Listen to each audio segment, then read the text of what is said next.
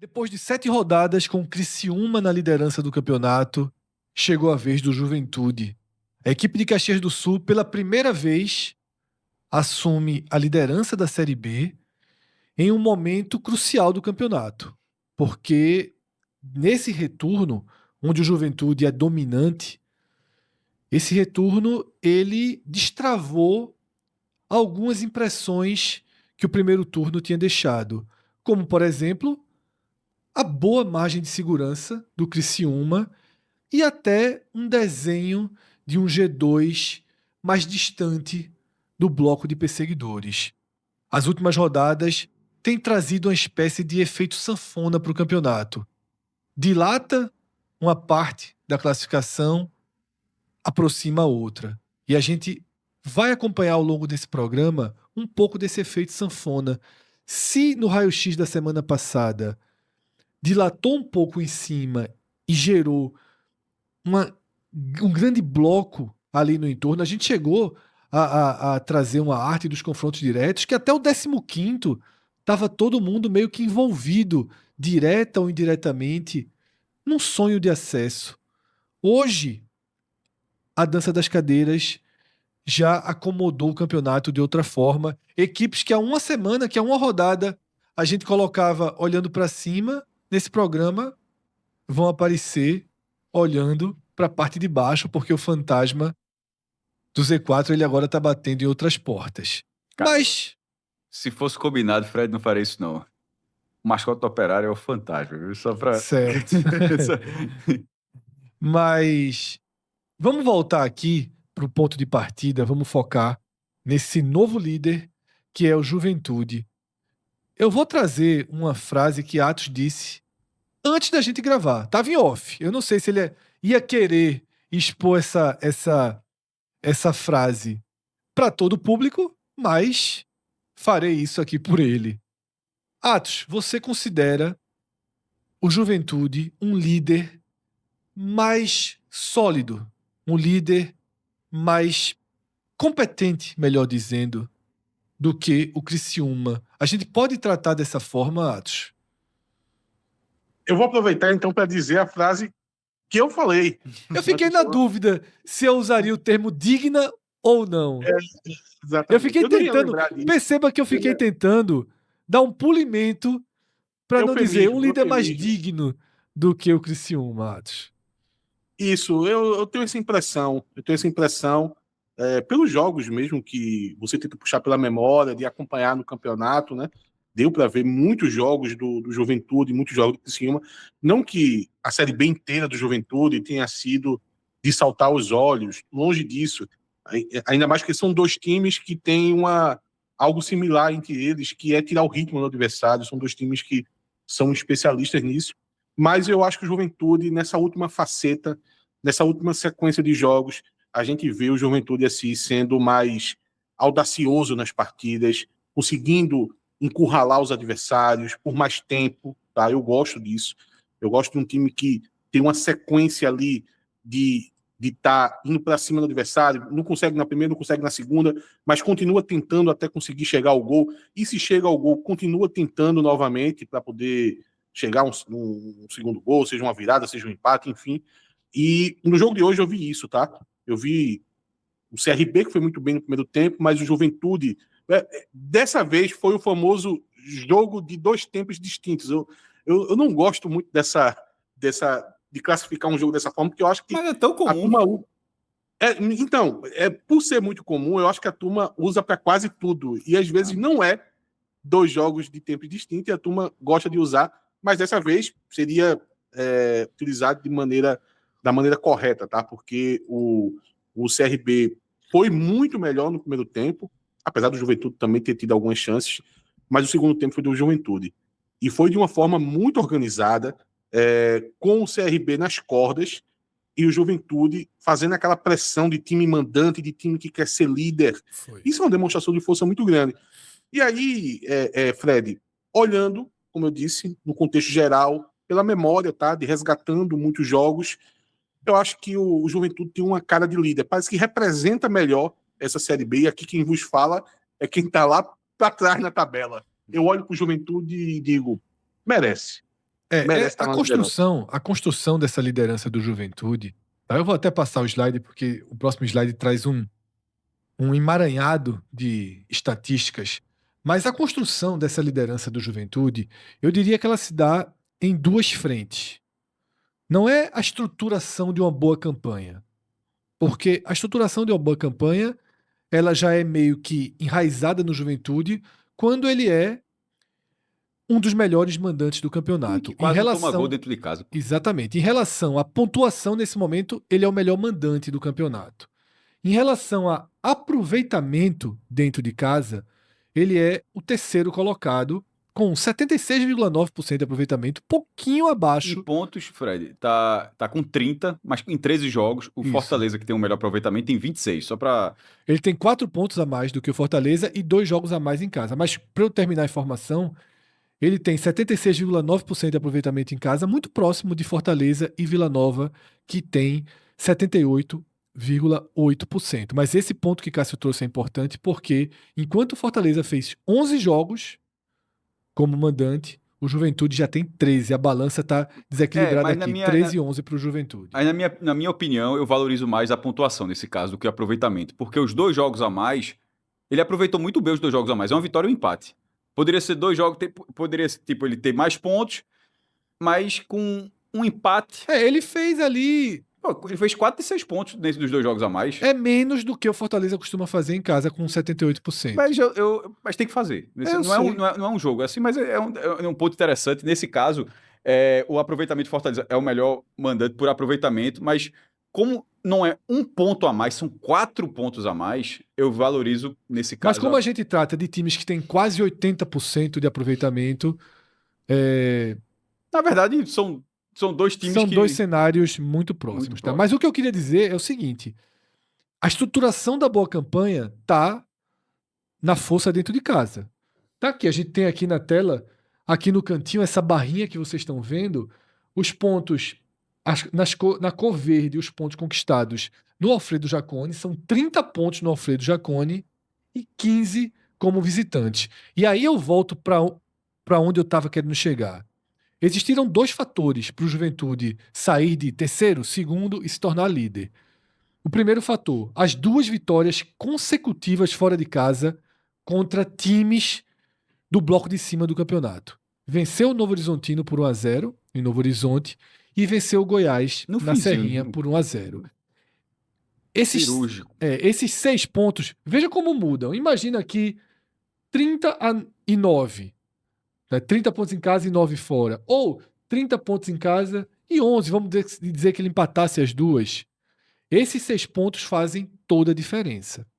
E, obviamente, o outro fator determinante é que o Criciúma perdeu tração nesse segundo turno, e esse é um tema que a gente traz daqui a pouco. Tá? Então a gente tem na tela a sequência do Juventude, impressionante, uma única derrota desde a 13ª rodada, uma sequência de 13 pontos dos últimos 15, essas 2 vitórias fora de casa, uma grande arrancada ali, se a gente pegar ali, 12ª rodada era o 11º e chega na liderança, abrindo 9 pontos para o 7º, que é o outro dado que a gente traz. Nessa tela aqui a gente traz vários dados juntos, que é justamente, Cássio, para desenhar como, porquê e o significado da liderança do Juventude. E você segue a linha de Atos e considera que é um líder mais completo do que o Criciúma. Veja que eu ainda não estou usando o digno, porque para mim o digno é um termo perigoso.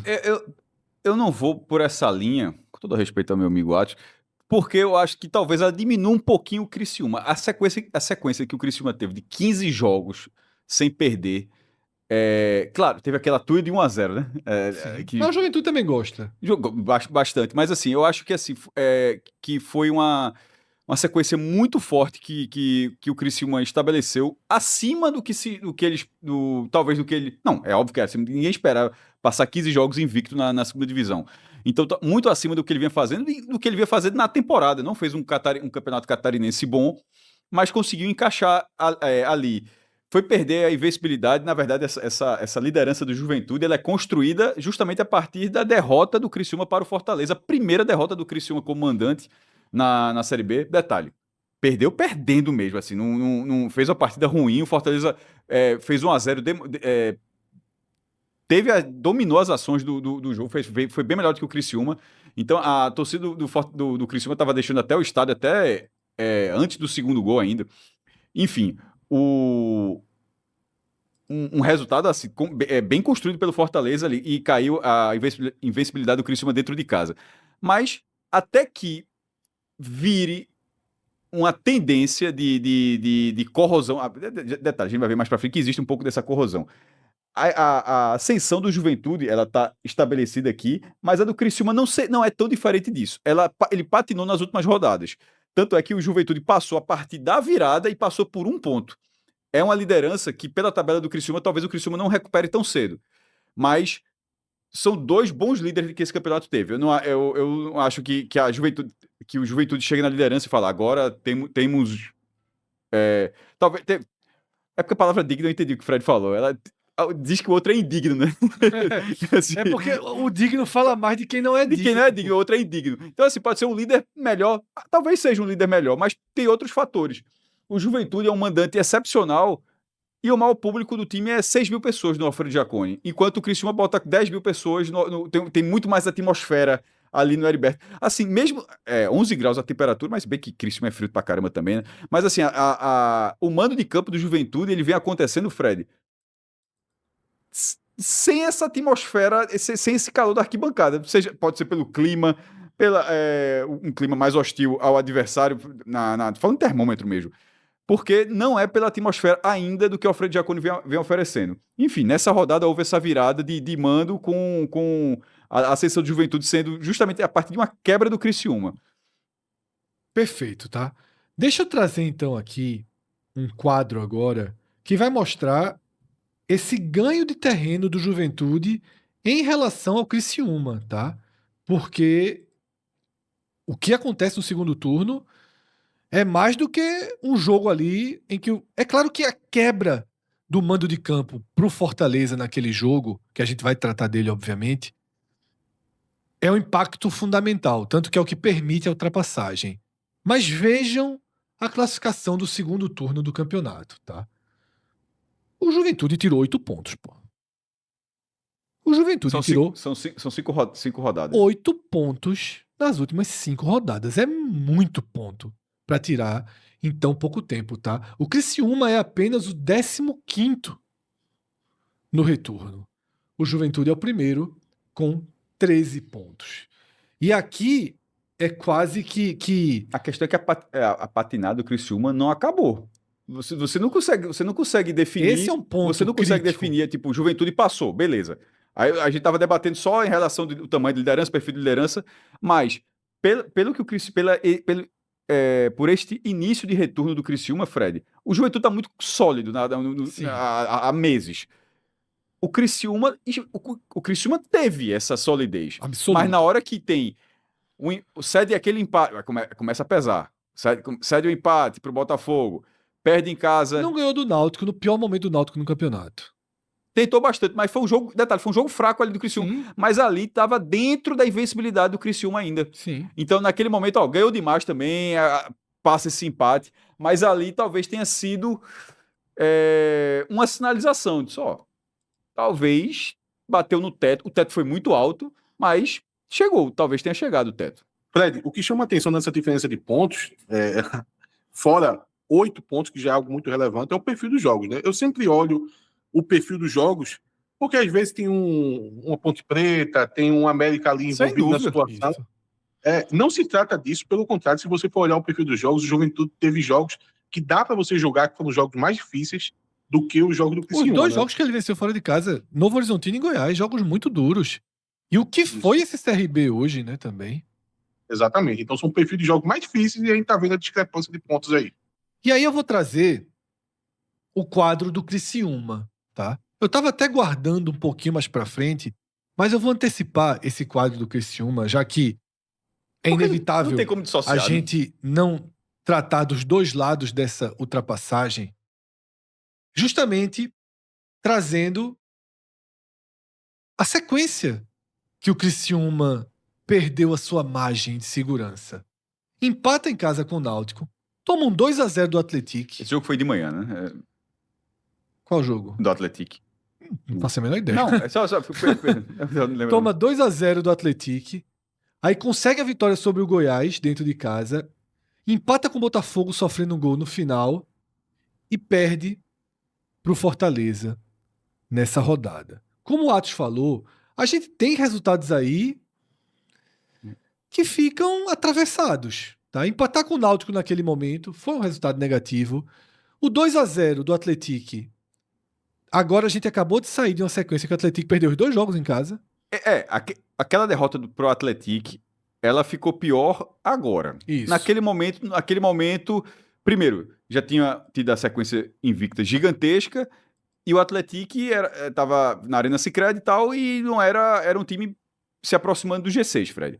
Mas depois que o Atlético perde esses jogos em casa, perde essa sequência, aí desvaleu... A última vitória dele em casa foi essa. Nos 2 jogos seguintes ele perdeu.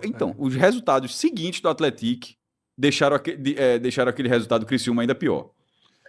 E, Cássio, o Atlético também estava turbinado por Londrina e Ponte Preta, né? Ele chegou para aquele jogo um pouco turbinado por esses 2 jogos, mas tem um ganho de confiança e tal, até que fez um bom jogo no Criciúma.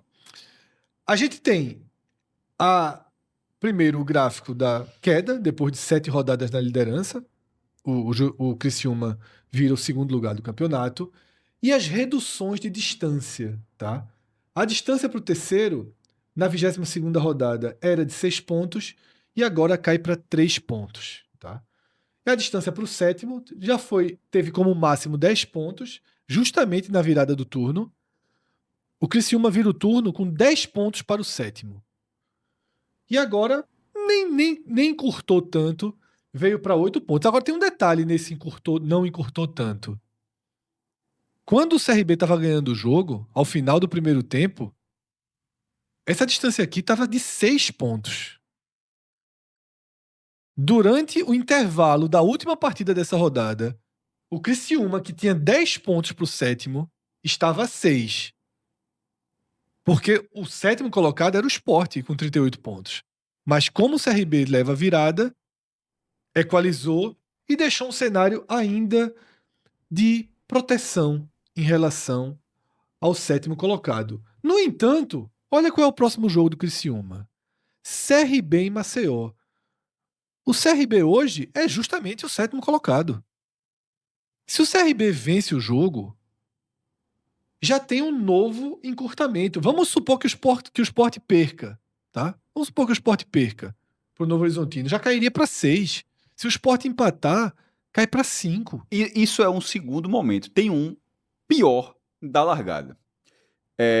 O Criciúma tem 3 pontos a mais, já está em segundo lugar. Tem 3 pontos a mais que o Vila Nova. Sim. Mas os dois têm a mesma quantidade de vitórias. Se o Criciúma perder esse jogo e o Vila Nova vai receber o Ceará, o Criciúma já sai do G2. Que é o que a gente falou aqui muitas vezes sobre, na hora que teve o tier list, sobre, subiu. Aí o ponto, apesar do primeiro turno gigantesco, não dá para dizer que subiu porque não é a diferença do primeiro para o quinto lugar, como era antes, no G4. É a diferença para o terceiro. O que garante o acesso é você ser esse primeiro ou segundo. Do terceiro para o sexto, você vai para o playoff. Então, aquele Criciúma dominante do primeiro turno, nesse fim de semana, e os resultados não são, na verdade, não são nem um pouco absurdos de acontecerem. Sim. O Vila Nova ganhar do Ceará, dentro de casa, e o CRB ganhar do Criciúma com lotação esgotada no Rei Pelé. Se isso acontecer, o Vila Nova chega a 44 pontos e passa no número de vitórias, 3-12. Ou seja, o Criciúma, daquele primeiro turno, viraria... melhor dizendo, ficaria fora do G3. Um clube consolidado passa a ser o playoff. Sabe aquilo que a gente costuma falar bastante de entre estar ou não no G6? A gente era G4 antigamente. Estar ou não estar no Z4. Talvez tenha isso. Estar ou não estar no G2. O clube que estava andando com acesso garantido, de repente, é playoff agora, viu? Então, antes essa realidade que você está fazendo, é a realidade mais dura, que seria implodir completamente. Só que eu acho que você sair daquele grupinho de G2 para virar já o acesso direto, virar um playoff, eu acho já uma mudança muito grande para quem estava ali, Fred, tão encaminhado. E a gente chegou a falar que a raiz de sustentação do Criciúma, nem que fosse no G6, era ele passar a fazer um campeonato de meio de tabela, um campeonato de 11º, 12º. Ele fazendo um campeonato de 15º, ele vai se expor ao 7º colocado, ao 8º, ele vai entrar nesse bolo e outras questões emocionais podem acabar vindo à tona, porque aí a gente tem que entender o que é o Criciúma e as feridas que ficam da última temporada. E se a gente puxa para além do Criciúma, você vai ter as feridas do próprio Eduardo das últimas 3 temporadas. E aí a gente vai trazer uma nuvem de palavras depois da derrota para o Fortaleza por 2-0. A gente traz a nuvem de palavras da torcida do Criciúma, tá? São milhares e milhares de comentários que o perfil Portal do Esporte, vocês podem seguir esse perfil no Twitter, traz estatísticas de todos os clubes e muito foco na Série B, tá? Ele tem um sistema que analisa os comentários nas postagens do X e do Instagram de torcedores do Criciúma. Olha o que a gente vê, tá? Eduardo Batista no centro aqui do debate, tá? Mas olha esse termo aqui, ano passado. Ou seja, já é o fantasma do ano passado. Olha outro termo aqui, mesmo roteiro, alerta ligado, tá? E aí tivemos muitas questões relacionadas. Agora pode vaiar? Porque o torcedor do Criciúma estava enfrentando, a gente já tinha visto em nuvens de palavras, né, como essa. Uma questão de poder ou não poder criticar. Os resultados negativos começaram a vir, mas muita gente dentro do Criciúma, dentro da torcida, tinha o escudo dizer, calma, pô, é uma oscilação natural. E aqui a gente percebe essa dualidade ficando cada vez mais explícita. A gente ainda tem termos, tá? A gente ainda tem termos como seguimos, né? Termos ali, pés no chão, muito pequenininho ali na tela, um termo que eu acho fundamental e eu vou trazer para o debate, que tá ali, ó, reforços. Até que ponto o Criciúma não caiu na armadilha da vasta liderança e basicamente lavou as mãos em relação ao seu elenco. Entrou e saiu dessa janela só com Ronald, de novidade, tá? Ainda temos uma semana, né, um pouco mais de uma semana, 2 semanas de janela aberta. Não sei se essa oscilação vai mudar o roteiro de negociações do Criciúma. Mas, Atos, primeiro essa parte emocional, depois a questão dos reforços. Não, a parte emocional está colocada, né? Dá para sentir. A gente falou, alguns programas atrás, a gente estava falando de pressão, né? Como a pressão hoje em dia tá diferente. A gente está vendo torcedores nascerem já na era digital, já na era das redes sociais. Então, o futebol vai mudando nesse sentido e a gente vê as pessoas são mais ansiosas. E em relação ao Criciúma, dá para perceber que antes dessa derrota, que faz o time de fato perder a liderança, já tinha um Eduardo Batista pressionado. E isso é um ponto importante, porque Eduardo Batista, ele não, apesar de líder, o lastro dele no Criciúma, ele tá na base das vitórias. Ele tem seu alicerce em vitórias. Veja, se for líder, você ficar ganhando, todo treinador se sustenta. Mas não é algo que uma oscilação muito grande vá fazer a torcida continuar abraçada. Pelo contrário, ainda era líder, já tinha questionamentos. Agora perde a liderança, a gente está vendo esse mapa de palavras aí, dando muita atenção a isso. Qual foi o outro ponto que tu falou? Que eu tinha um terceiro ponto que eu ia citar. Tu dissesse Não, o outro ponto era emocional. mercado, né? Não escutei? Mercado. Sim, a questão do mercado, Fred, veja, eu fui um dos que falei que o Criciúma tinha um elenco com opções. E tem. Talvez qual foi a questão aí? O Criciúma poderia ter feito algumas trocas. Poderia ter dito o seguinte, olha, eu tenho um Nicolas aqui que é uma opção, mas ele já não está tão em alta na temporada, já deve ter um desgaste ali no time, o próprio Yuri Tanque já está recebendo mais oportunidades do que ele.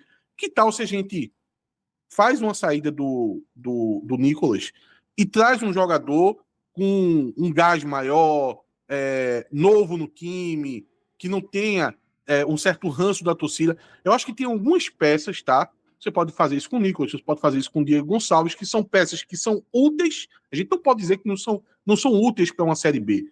São. Mas já foi o Mas número de talvez- jogos. Já foi o número de jogos. Sim, mas o contexto de reforço ele não se dá só agora, ele se dá desde Sim, que abriu a janela. sim. E esses jogadores tinham opção. Então, eu acho que, na verdade, faltou isso, porque eu ainda não consigo julgar, eu não sei como anda o caixa, por exemplo, do Criciúma, para você já estar com um elenco assim, que parece ser um elenco que tem várias opções, não vou chamar de inchado, mas com muitas opções, de você chegar e fazer mais 5 contratações. Talvez não fosse necessário. Agora, uma troca, sim. Esse jogador aqui, ele é útil, ele não está numa boa fase, que tal a gente bota ele no mercado e traz uma peça equivalente? Eu acho que isso poderia ser feito.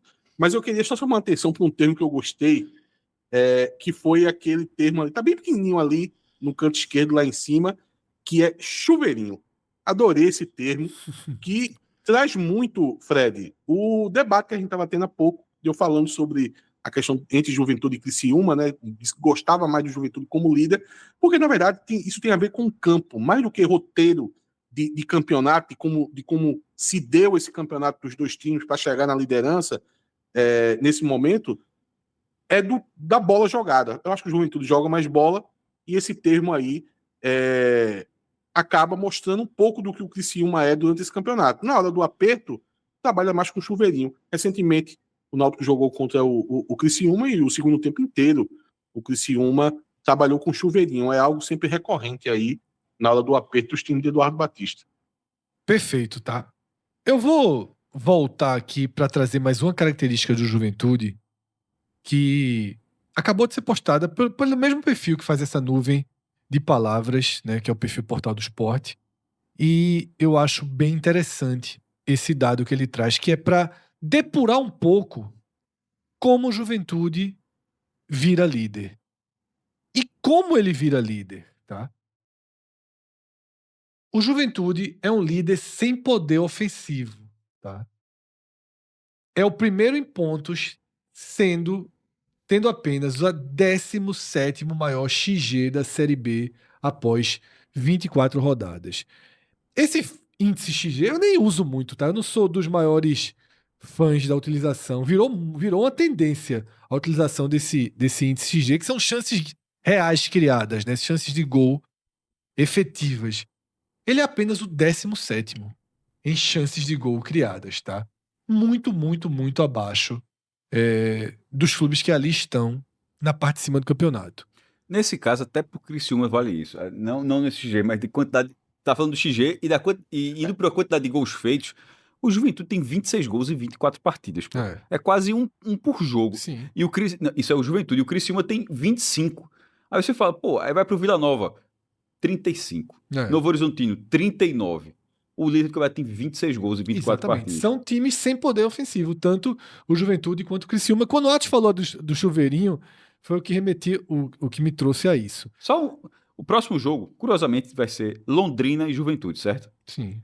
O Juventude em primeiro, vai ser lá no Paraná. Londrina e Juventude é o jogo da próxima rodada. Juventude na primeira colocação, Londrina em 18º. O Juventude tem 26 gols, o Londrina tem 29. E por que ele é líder? Porque o Londrina tomou 36 e o Juventude tomou 13. É o time com menos gols sofridos no campeonato. Primeiro aspecto, já respondido por Cássio. Só foram 13 gols sofridos no campeonato. É o segundo time com menos XG cedidos. Grandes chances cedidas. Você deu 30 grandes chances Não à no toa, campeonato. o gol do CRB hoje foi só o segundo em 13 jogos em casa. Você quiser, um do Sport e um do CRB. Isso. Em 13 partidas. Em 13 partidas em casa, 2 gols sofridos. Só uma correção, Fred. Que quando você se refere a XG, não é que foram 30 grandes chances. É que, segundo o XG, era para ter tomado 30 gols. Não, nesse caso aqui, Atos, então, são grandes chances cedidas, não é XG. Eu que joguei XG aqui no meio. Desculpa. Foi um erro meu, na verdade. São 30 grandes chances cedidas. É uma outra estatística, eu que misturei. Aí vamos lá, Cássio trouxe 2 gols sofridos dentro de casa, em 13 jogos. Mas tem algo que chama mais atenção.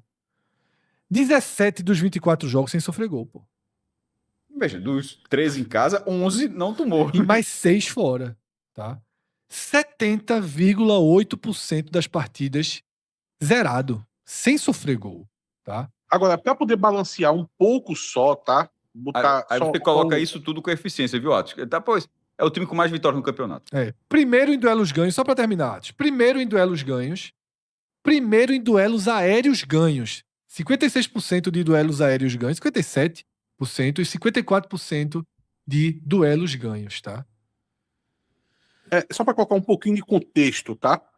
Esses números, ele precisa ser muito debatidos para poder ser melhor desaproveitados, né? Para poder a gente conseguir extrair o melhor dos números. Por exemplo, a gente está falando sobre o Juventude ele não gerar muitas possibilidades de gol, ao mesmo tempo que a gente já constatou que ele toma poucos gols.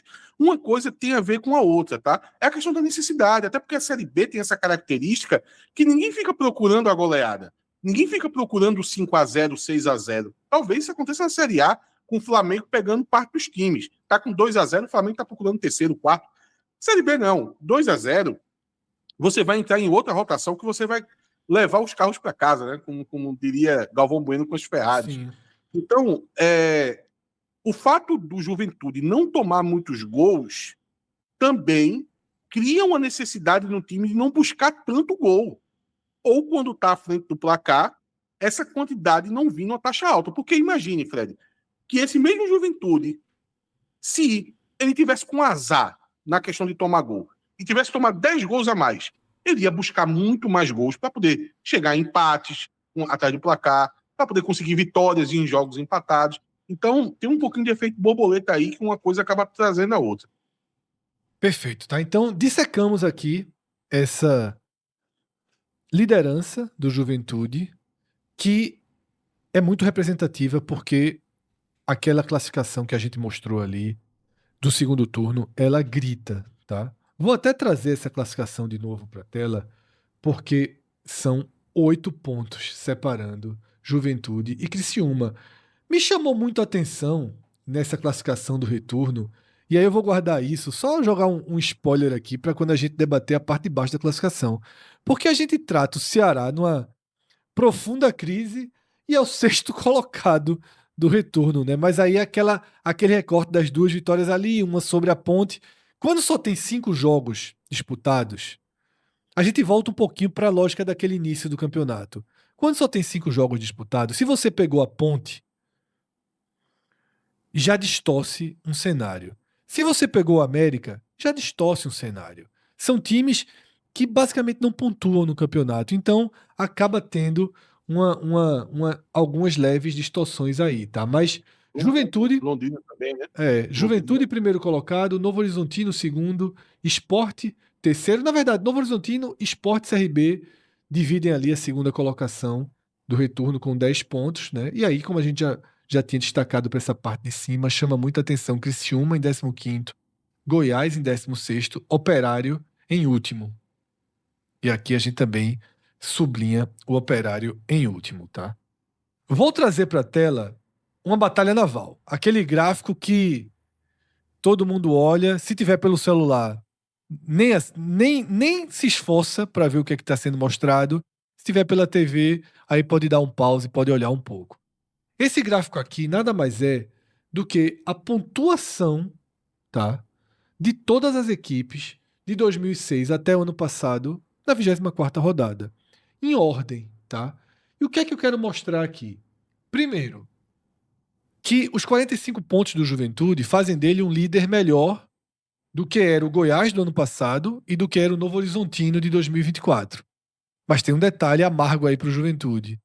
Nem o Goiás, nem o Novo Horizontino subiram. Os líderes nesse momento do campeonato, em 2025 e em 2024, não ficaram entre os 4.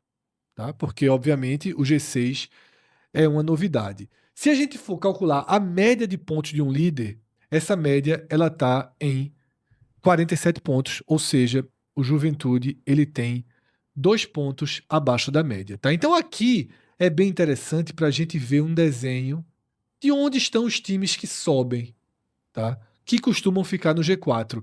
Eu tenho utilizado menos esse quadro nessa temporada, porque ainda não fizemos a atualização para G6, então não dá muito para a gente fazer a pontuação e a lógica embaixo. Porque aqui eu poderia dizer o seguinte, ó, do 11º para trás nunca ninguém subiu e com menos de 33 pontos nunca ninguém subiu. Mas isso era para ficar entre os 4. Se o clube beliscar ali a 5ª, 6ª posição, ganhar o playoff, ele pode subir, tá? Então, o que a gente pode considerar aqui como projeção é que da 11ª posição para baixo, nunca ninguém ficaria em 3º ou 4º, pelo menos, para ter a vantagem nos playoffs. Mas esse quadro aqui eu trouxe justamente para alertar que nos 2 últimos anos o líder não subiu. E era uma tendência o líder subir. Porque de 2006 até 2023, em todos os anos, o líder na 24ª rodada tinha subido. Então o Criciúma Nos saiu 2 últimos, assim, não. saiu de Na forma hora certa, estratégica. porque os 2 vices subiram Saiu de forma estratégica. nas últimas temporadas. Tá? O vice que não subiu desde 2016 com 45 pontos foi o Sport de 2023. Eu tava pensando assim, ó, o 3º lugar subiu, né? É o Vila Nova. Eu tava pensando, esse cara é do Vila Nova. Eu disse, irmão, não é possível que a gente vai ficar no G4. E mudou a regra, e ele foi um dos defensores, então ele não pode... Não pode, ó. Não pode. Fortaleza, Náutico e Sport que foram contrários. Foram contrários. Na verdade, só eles, só os 3. Acho que os outros 17... Mas a ideia veio do Vila Nova e do CRB. Viu, Vila Nova... O CRB, por exemplo, tá se aproximando, pode até... Mas o Vila Nova pode, justamente no ano de G4, pode até subir depois, mas não subir de forma direta, né? Mas pelo menos, mas nesse momento, eu até puxei o assunto, Fred, desculpa, porque nesse momento ele tá na posição que sobe. Seria justamente a que subiria como terceiro. Como terceiro, e agora ele iria para um playoff, nesse momento contra o Sport, inclusive. Terceiro e sexto seria Novo Horizontino, Fortaleza e Vila Nova Sport. Vila Nova Sport, tá.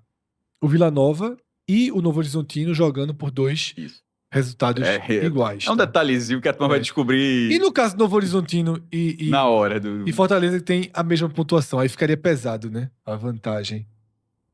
Até hoje eu ainda não aceitei esse fato de tão poucos times terem não concordado com essa mudança. Seria bom até se tivesse oportunidade de conversar com alguns presidentes para poder saber os bastidores disso. Porque até hoje eu acho que se confundiam com a história da parada da Copa. Era isso que eu ia dizer, eu não quis dizer não, viu, Atos? Mas eu acho que o que Cássio falou aqui foi a parada da Copa. Não. Foram os mesmos 3 também, né? Então, não. Os 3 que você falou tá correto. Para a questão da mudança do regulamento para ter o playoff, só foi contra Fortaleza, Náutico e Sport. Agora, a parada da Copa, eu sei que o Náutico não foi contra. Ah, tá, então ok. Então é isso mesmo. Na parada da Copa, inclusive o Fortaleza foi a favor de parar para a Copa também. Só que até... Então é isso mesmo, o Cássio trouxe a formação certa. E só colocando aqui do jeito que... Porque a foto, inclusive, Bruno Becker e Matheus Sotomayor estão citados lado a lado, né? Então, recuperando aqui a matéria, foram 3, só para quem não lembra, foram 3 propostas que foram votadas. Tem uma terceira, que não sei, que era até interessante também. Uma era o G4, a manutenção do G4, a outra era essa que foi aprovada, e a terceira era subir direto, 1º, 2º e 3º. Só ter um playoff, ser o 4º e o 5º. Eu prefiro a atual. Por emoção, mas... por emoção não, já que é pra avacalhar, só sobe 2, né? Aí subir então, o terceiro fica muito bem. Realizado, então, que eu estou contando aqui, lembro, realizado na sede da entidade, lá no Rio de Janeiro, tá? O evento contou com representantes dos 20 clubes. A proposta em relação ao regulamento foi aprovada pela maioria com 17 votos a favor e 3 contrários. Os opositores foram Fortaleza, Náutico e Sport. Eu não consigo entender como só esses 3 clubes foram contra isso, não. Porque, pela perspectiva dos clubes, eu sempre achei essa mudança estranha, mas tudo bem.